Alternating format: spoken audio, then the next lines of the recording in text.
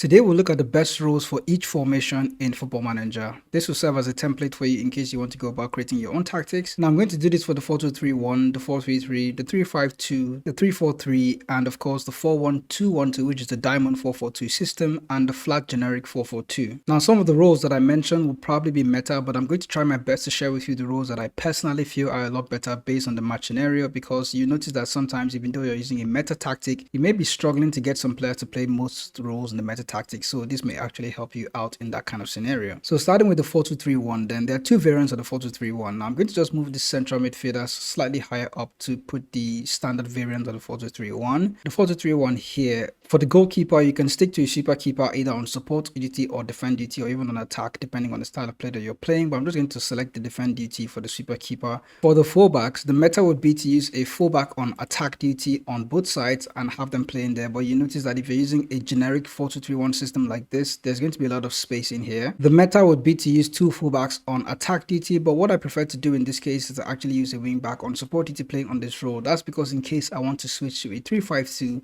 using a wing back over here is not going to change our tactical familiarity that much.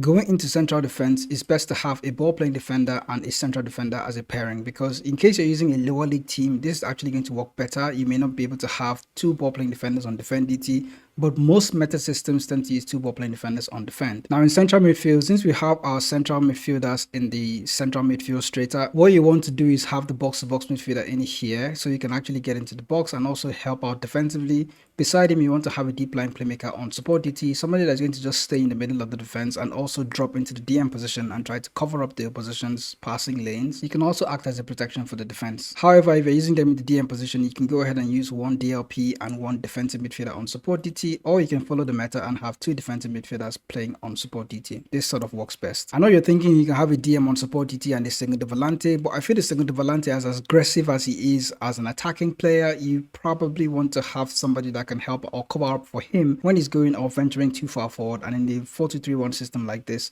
you're basically leaving the defensive job to just one DM on support DT when you have your Segundo Volante on attack. We'll talk more about this setup when you go into the 3-5-2 system, but let's just keep going. Now, looking at the attacking midfielder here, ideally an attacking midfielder on attack DT tends to work best in the 4-2-3-1 system. Beside him, you can go ahead and use an inverted winger, but I don't really like much of them. I prefer to use an inside forward. Because you have only one striker in here, the advanced forward is probably going to be the one that you're going to pick for this one. Let's go ahead and have an advanced forward in there. Your advanced forward and your inside forwards are going to be the players that tend to be the ones that are cutting up the opposition's defense and creating chances to score goals. Out wide, you could have two inside forwards. That is what the meta is actually going to follow, but I prefer to have one winger in there. So one player is doing something else, trying to get out wide and cross the ball, and then the inside forward is going to be cutting inside and getting into the box. For the 4-2-3-1 wide, this is where it gets a bit tricky. Looking at the center forward, he is alone and he could get isolated very easily. I see this a lot with most of the 4-2-3 system that I've gone on to use. The wingers rarely come into the box to try and help out, and even though you're asking them to cut inside, they don't really do that. But let's just get into the player roles then. For the goalkeeper, you can stick to the goalkeeper routines that we used from before. Super keeper either on defense, support DT, or even on attack DT when you're playing a 4-2-3, because you're going to want it to be a bit more expansive because you have a lot of bodies defending. For the fullbacks, I tend to use wing backs in this sense instead of playing the fullback on attack DT, which is the normal meta system. I like to just prefer to use the wing backs, or you can even go for a complete wing back in this sense. That is because in the DM position, you're going to have somebody that is a bit more aggressive. What I noticed from the DM position, the best role to actually go for this is the halfback on defend DT. That way you can actually create some protection with the other two central defenders. We're going to get to them really soon. You can actually go ahead and have another adventurous player in here if you're using a halfback. This tends to just protect the defense better. Looking at the defensive positions here, you can use two ball playing defenders on defend DT, considering that you have the halfback coming in. But like I mentioned, the central defender and ball playing defender pairing seems to be very good on Football Manager. Now getting into midfield, this is where it gets really tricky.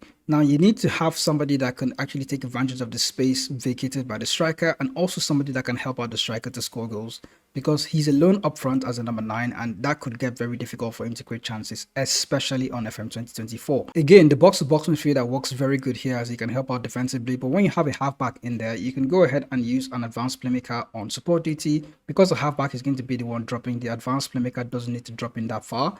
But outside on the right hand side, you can actually choose to use a Metala. That is another role that I noticed works well on FM 2024. you can have the Mezzala play on attack DT or on support DT. This player is going to get into the half spaces and cause a lot of trouble for the opposition's defense. Not only that, you notice that the AP support and the Mezzala are roles that you can find even in the lower leagues. Now for the striker, I like to use the deep line forward on attack DT. A lot of meta tactics tend to use the advanced forward on attack, playing in a 4-2-3, but that creates a lot of space in this position here, which is why we try to compensate for that space, playing a Mezzala on attack or even a central midfielder on attack DT. Try and cover up for that space. But in case you don't have those sort of players, I noticed that a deep line forward on attack or even on support DT tends to work best. And then you can actually have the players that are on this other side play on attack DT, having an inside forward that's going to cut inside, and also an inside forward on this right hand side that's going to cut inside. You notice that I didn't mention the inverted winger in this particular system. That's because I noticed that the inverted winger is very different from the inside forward. The inverted winger here says that even on support DT, he's going to cut inside diagonally and try to play a through ball or try to create chances. And even when he's on attack, he's going to try to cut inside and try to take a shot at goal and also try to finish off chances. The problem with the inverted winger that I noticed is this player rarely actually cuts inside, especially if he doesn't have the player trait that says cut inside. What this player would do is tend to get into the wide area, turn around and then cross with his favorite foot because he's playing on this other side. So for example, if it's an inverted winger playing on the right, he's ideally a left-footed player. So if this player is going to go to the byline, turn and then cross with his right foot, I rarely see him actually get into the box and take a shot at goal unless he already has the player traits that tells him to do that. So you need to pay attention to this when you're selecting your player roles and also look at your player instructions, looking at their player attributes and player preferred moves, see what they like doing. That's going to help you pick the best role for them. Now I'm playing with a 3-5-2. If you have an elite team, you can actually ask your wingbacks to be complete wingbacks and just be expressive and be more attacking, because your shape is already defensive as it is. Now for the defenders, you could have 3 ball playing defenders. That is ideally the meta, where you have one of these or each of these defenders tackling harder and carrying the ball out of defense using the dribble more instruction. But I noticed that tends to just ask all the players to do the same thing, and I'm not really comfortable with that. I feel you can be a bit more creative, especially if you have an elite team. So what I tend to do is to have a white in the back here play on defend DT and have the other guy here play on support DT. So it's a bit more expansive. You can offer more in attacking when you have this player doing that. So I think the white centre back also you can also ask him to dribble more. So it's very similar to what the ball playing defender does, but in his own sense, he's going to get into the flanks, try to even play crosses and create assists for you. So that's a lot more creative freedom in your defense. The goalkeeper can stay as it is. Honestly, you can use all either support DT or defend DT or attack DT if you're playing in the back 3. Ideally, support and attack work best for the back 3 system because you want to play counter-attacking balls. So since you have a lot of players in defense, you can also ask him to play out of defense and be a bit short because you have a lot of players here that can help you recycle possession. Now going to the DM position, I did talk about this earlier. For the back 3, this is where I prefer to use the segundo volante on attack DT and defensive midfielder here on support. That's because there's nobody on the flanks on this other side and there's just 3 people up here. So having the segundo volante get forward and help out in attack is actually very good for this system. I tend to have the segundo volante closer to the side that has a wide centre back on support DT. Going into the number 10 role, attacking midfielder on attack DT also works best here. But if you have a deep line forward on support DT, you can go ahead and have a shadow striker in here. And even if you're not using a deep line forward, you can go ahead and use a pressing forward on support DT and then ask your other player to be an advanced forward on attack DT or even a pressing forward on attack. This tends to work best as your players tend to go ahead and press your position and try to win the ball back.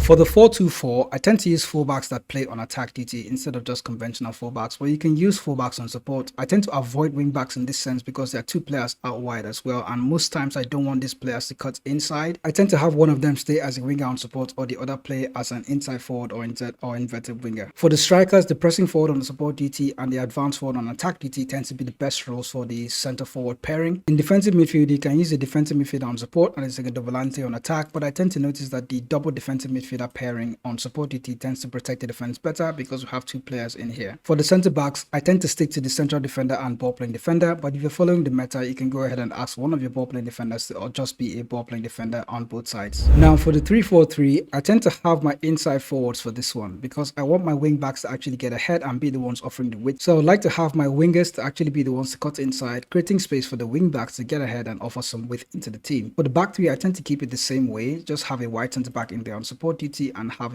a wide center back here on defend. The central defender can actually be a ball playing defender on defend DT. Like I mentioned before, if you're following the meta, you want to have ball playing defender playing on defend DT across the board, have all of them tackle harder and also dribble more. For this kind of setup, you can be a bit more adventurous and go with the second volante on support DT and one other second volante playing on attack DT. It gives you a lot of firepower through the middle because the tactic is very wide heavy. There's a lot of players playing on the flanks, so having those second volantes come through the middle can actually help you a lot. And for the striker, notice that the advanced forward easily gets isolated into the game, so I tend to just bring him to actually ask him to play as a pressing forward, either on support DT or attack DT, just to have him to get involved in the game a little bit. For the diamond system, you don't really have a choice for the role here. You can go ahead and use wing backs. You can't really use a fullback here as he doesn't really get that far forward. There's going to be not much width. In case you want to use a fullback, you're going to need a very different role in here that can actually help you out to offer some width. But for the 4-2-4 diamond like this, wing backs on automatic DT or even complete wing backs playing on attack DT may be your preferred choice for this one. For the central defenders, you can choose to use 2 ball playing defenders, or you can even go crazy and go with 2 standard central defenders, as you don't really need to have that much balls flying over the top. But in case you want to go ahead and try to play out from the back or also start counter attacks from the back, you can use 2 ball playing defenders. For the DM position, you can have a defensive midfielder just as he is here on defend DT, or you can also ask him to play on support. Where it gets really crucial is in the central midfield positions. I tend to have a Medalla in here playing on this other side, and then maybe a central midfielder on support DT, also helping him out to try and close the flanks and also offer some support to the wing backs that are actually getting forward. If you want to get a bit creative, you can change the central midfielder on support DT to a Carrilero on support DT, and this player is going to try and be a bit more defensive in helping out the wing back on that side. In attack, like I mentioned, the front pairing would be the pressing forward on support DT and also either a pressing forward or advanced forward on attack DT. You can actually choose to have a shadow striker in here to actually help out with attacking. The pressing forward is going to act like a deep line forward in a way, just that it's going to be a bit more aggressive when pressing. That way the shadow striker can get into the box and try to finish off chances. For the generic flat 4-4-2, I'll start off with the goalkeeper then. Ideally, you want to have a super keeper on defend or a standard goalkeeper on defend. I don't really go creative when I'm using a sort of rigid system like this.